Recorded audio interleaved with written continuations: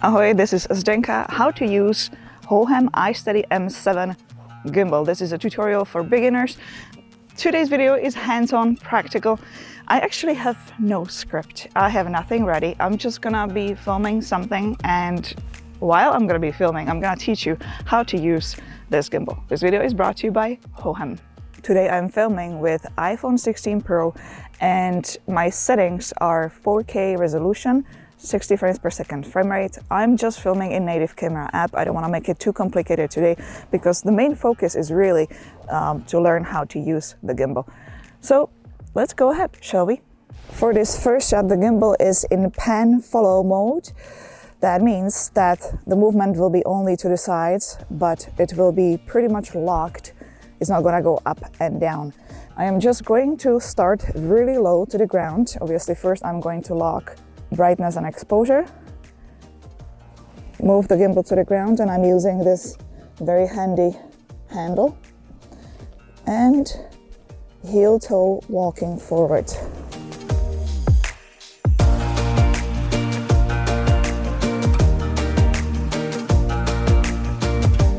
The first shot I was taking with the main camera because if I would select the ultra wide angle lens, there would be a big distortion. The trees would not be straight. I'm going to continue the same movement for the second shot, just going forward.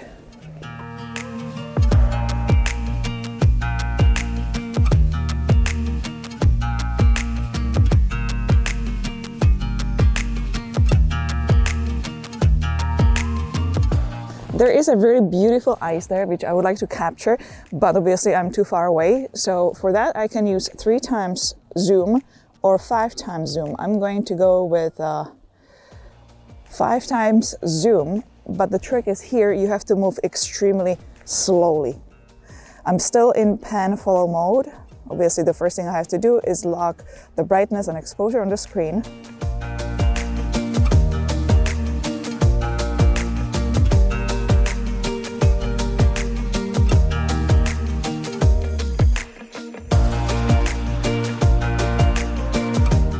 Let's try some fake drone shots. Obviously, I would like to get much closer to the water without falling there. So I'm using iFootage monopod. For this one, I went to actually custom modes and I only unlocked tilt motor. Everything else is locked because all I want the gimbal to do is bring the camera up and down very smoothly. I don't want it to move to the sides. I'm filming with main camera once again, and my brightness is actually set to minus 0.7.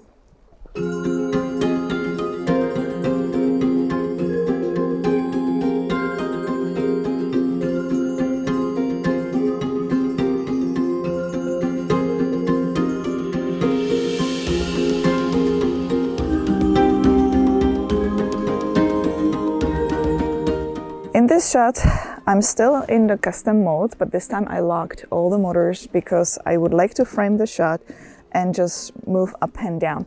So it is main camera again.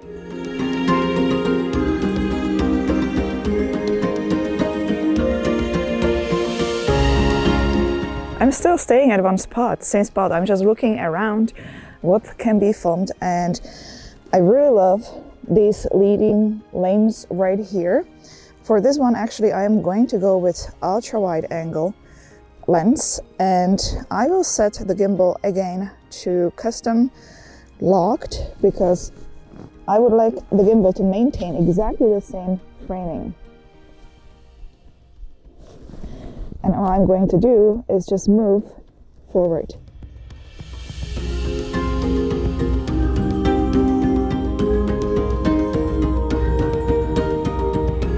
I'm going to take a few close-up shots just for safety because you just never know when you will need it in the B-roll. It's always better to have more shots than not have enough. You can always leave some of them out and only select what you need.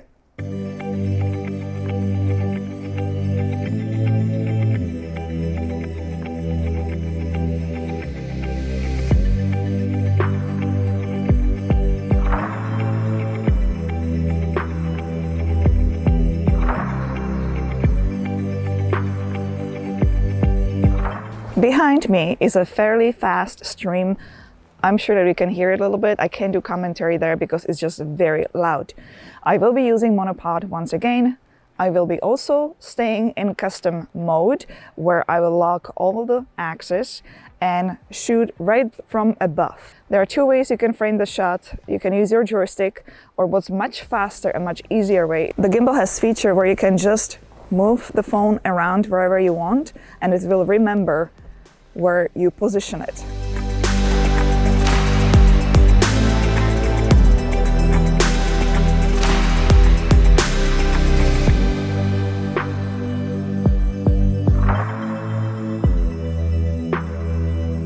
Another really scenic location is here. So for this one, I'm going to be filming right now with main camera, and I'm going to select pan and follow mode. Actually, no, I will go to custom and I will choose lock mode, as I will be just walking by, revealing this nice place. So I'm going to frame it the way I like. Go back.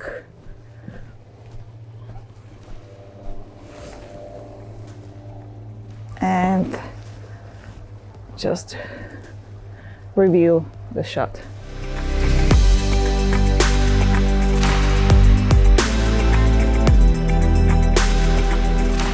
And I can try also low and high shots, but this time I zoomed in 2 times. I think I need monopod for this one. So I'm now again in locked mode. And all I'm gonna be doing, just going high, very high.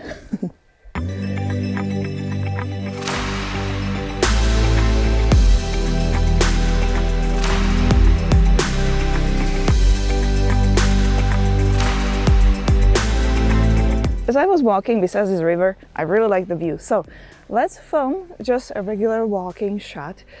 The gimbal mode I'm choosing is pan follow mode. Here it's very important to lock the exposure and focus on the far distance, because if you're going to be walking and the tree will be in a way, the brightness will be shifting.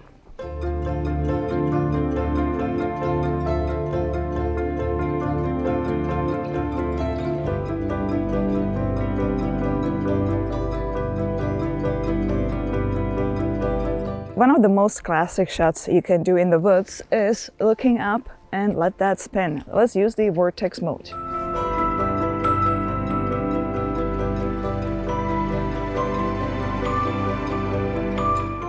And I'm gonna spin the other way. I really love the fact that I can choose the speed of the rotation. That makes it very easy. If you never know what rotation to choose, is if clockwise or counterclockwise, just take 2 shots. Do them both, just like I did, and I will see which direction I actually need. I am back to the previous location. Now it's time to include myself in the shots as well, so there is something going on human, not just the nature. Obviously, I will be using the AI tracking sensor to track myself. I will just walk by and take the remote with me so I can see what the camera sees. I have enabled the preview on the AI tracker and register myself. This is so convenient.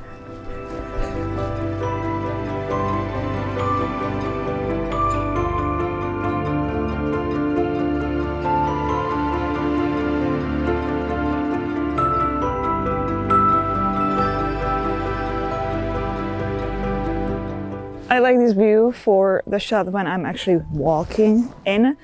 So I'm not going to be using tracking in this shot, but I'm still going to take advantage of the preview, because that way I know where to go, if I should be in the center more or on the sides. For this shot I selected 2 times telephoto.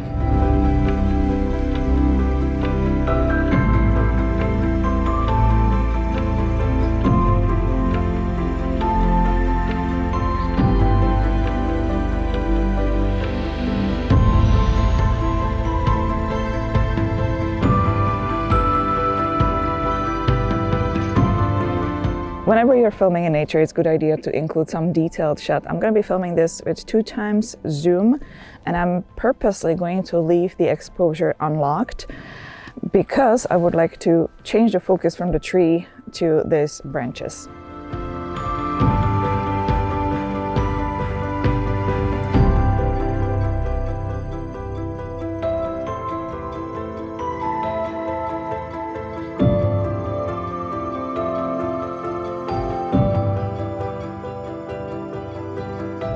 Well, I think that we have enough of shots. Let's add some music and color grading, put it all together. Here is the final B-roll.